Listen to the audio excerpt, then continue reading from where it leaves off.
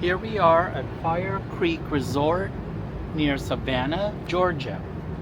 So it's a long pad, I'd say about 55 feet. We are level left and right, so their concrete pad is actually leveled. 50 amps, water in, water out. Now I did have to fight with this 50 amp pedestal, because this thing right here is bent down, so I had to shove it in there. So they need to do maintenance on whatever site we're in. What site are we in?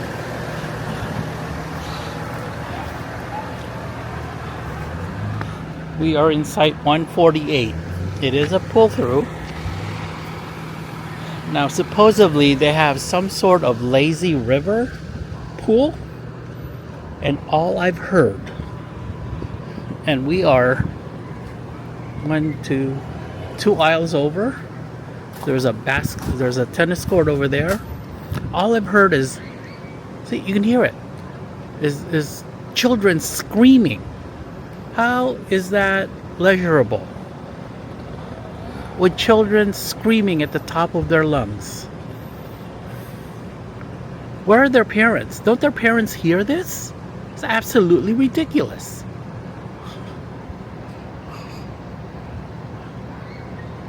You can hear him from here. I just want to yell back, shut the fuck up. No, see? Oh, that's irritating. Anyway, so we're here, Savannah. I do remember that I stayed at a KOA park near here, but it's further down to 95. And there weren't screaming children.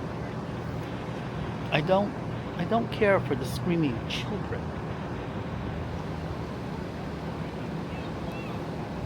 What is this? This isn't. Oh, it's very frustrating.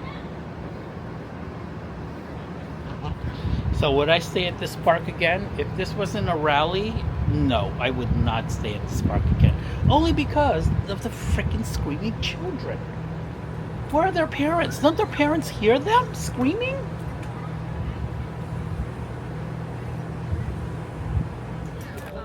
Are you giving out?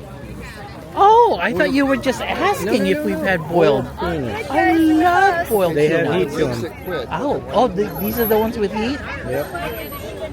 Spicy. Did you buy this at a gas station? No, I bought them in here. They sell them here? I always buy them at gas stations.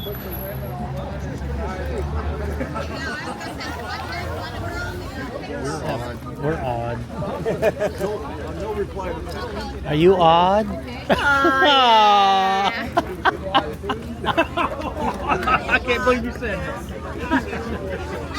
Hey, he's he said he liked that hose. This is the odd. Number 7. In honor of 500 freed Haitian soldiers that came to help fight one of the bloodiest battles against the British Army, called the Siege of Savannah. To the right, this big church here with the 2 red doors, you guys, is First African Baptist Church. The doors to the church open up at 1 p.m. every day. This church was erected out in 1859 by candlelight in the evening hour. The roofs to that church dates all the way back to 1773.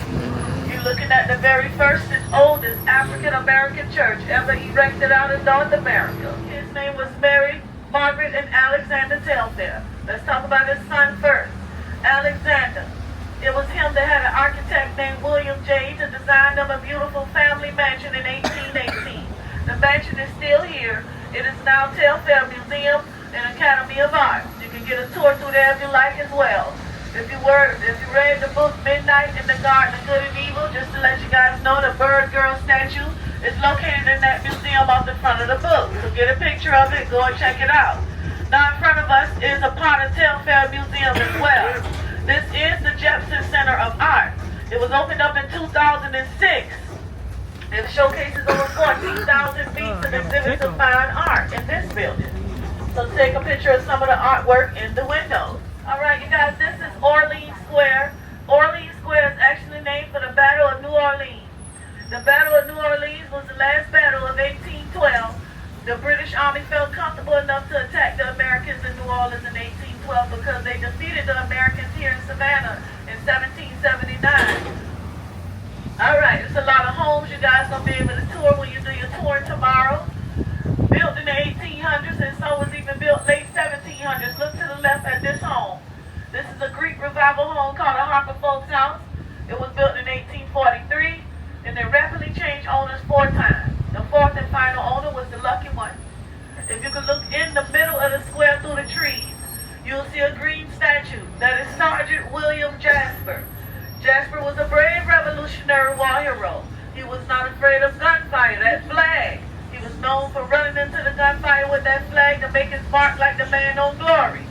He survived that stunt once, but when he did it the second time during the siege of Savannah, sadly, that is when he was fatally wounded with that flag in his hand. Using ballast stones, they laid out ramps and walkways and walls and stairs. Even some of the houses in Savannah are made with ballast stones as well. So let's go down to the river. Okay, you guys, now River Street has it all. You can start yourself on the west end of River Street by J.W. Marriott and work your way back going east. You're going to see River House, Shell House, Huey, Inland Historical Monument. So start on the west end and work your way to the east.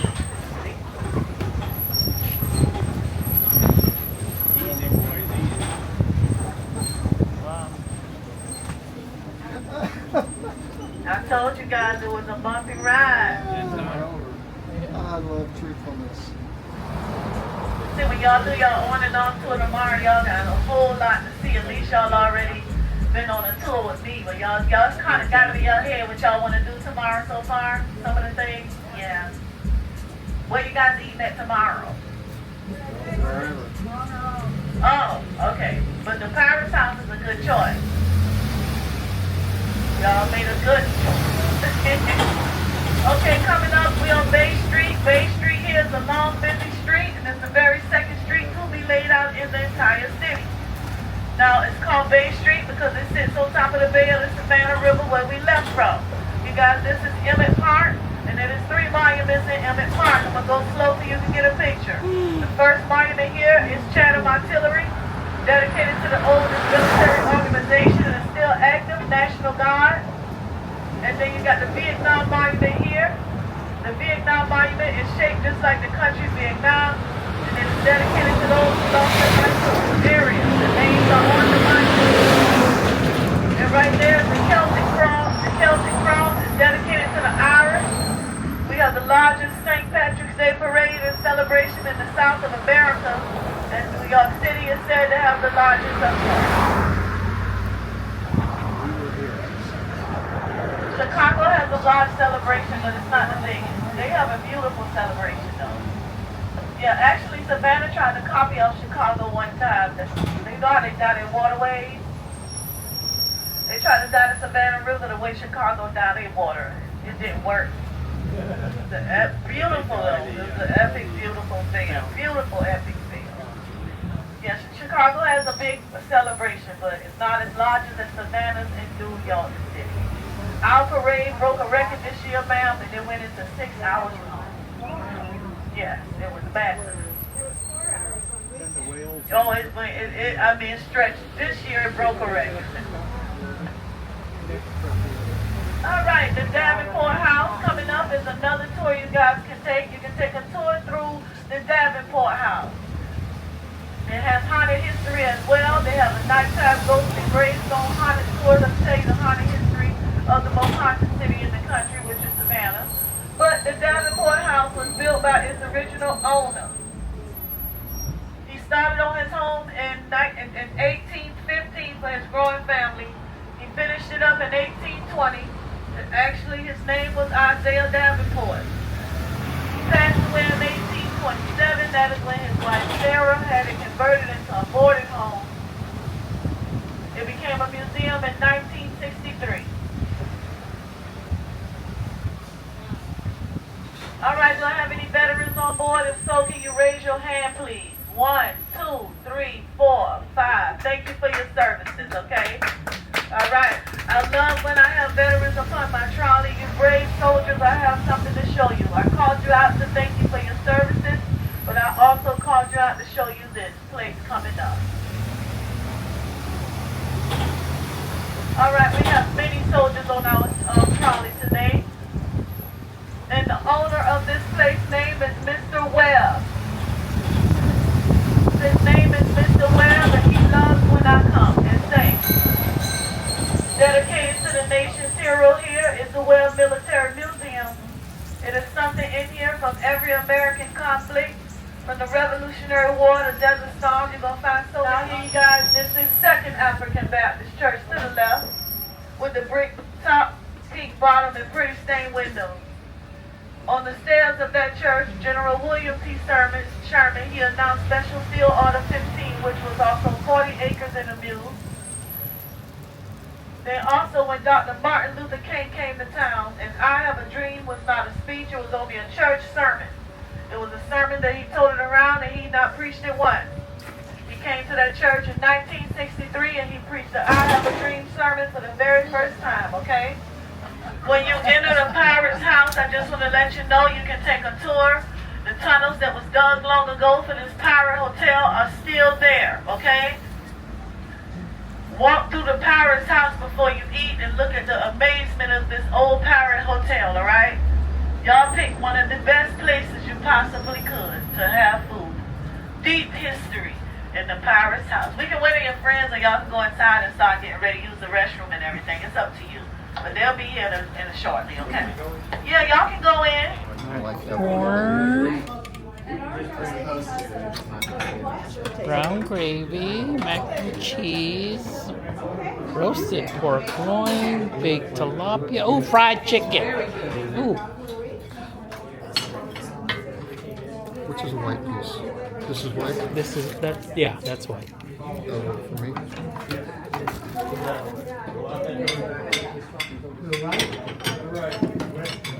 Oh, I don't know. There was no line for the chicken.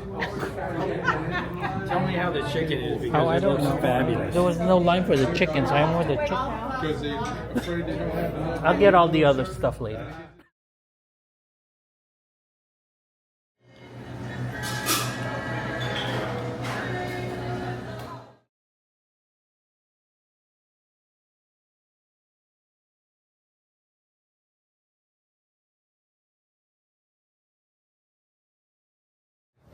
Do we know these people? I don't know.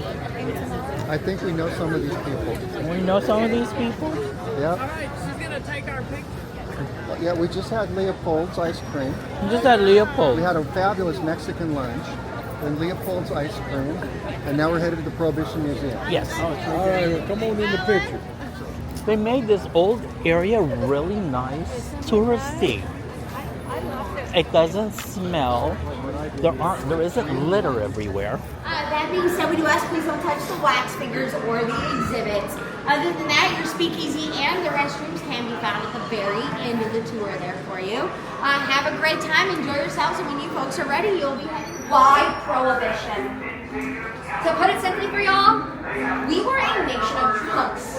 On average, we were drinking 7 gallons of alcohol per person per year at the beginning of the 1900s. There's some space you guys can hang out in this wall as well, just this country. They would camp out in front of saloons, protesting, crying, singing hymns and praying as the men in their lives, the men in their cities, their neighbors, are walking into the saloons. I don't know if anybody here has ever tried to drink a beer when somebody's praying over you. I'm not talking about union. But apparently the guilt actually would sour the taste of the beer a little bit. On top of that, when you have your buddy sitting next to you at the bar, elbowing you and saying, hey, I think that's your mother outside. You probably should go and take her home. That kind of peer pressure was actually really effective to get these men out of the saloon. The very first state to pass prohibition on the cigarette level. Back in 1851, a woman did that. When I first heard that, it kind of boggled my mind because you do not think about men listening to women in that time period. But she was able to get that done. Not only that, The only way to overcome trafficking in intoxicating liquor is through state and national prohibitions. We of the White Ribbon Army know that nothing has caused such misery in our nation as the manufacture and sales of alcohol liquor. Meanwhile, you and others profit from the ignorance of an uneducated public who know little of the effects this poison has upon their lives. Madam, brewers make light, wholesome drinks. Our industry is a perfectly legitimate one. It is one of the greatest payers of taxes to the government and one of the largest employers of labor in America.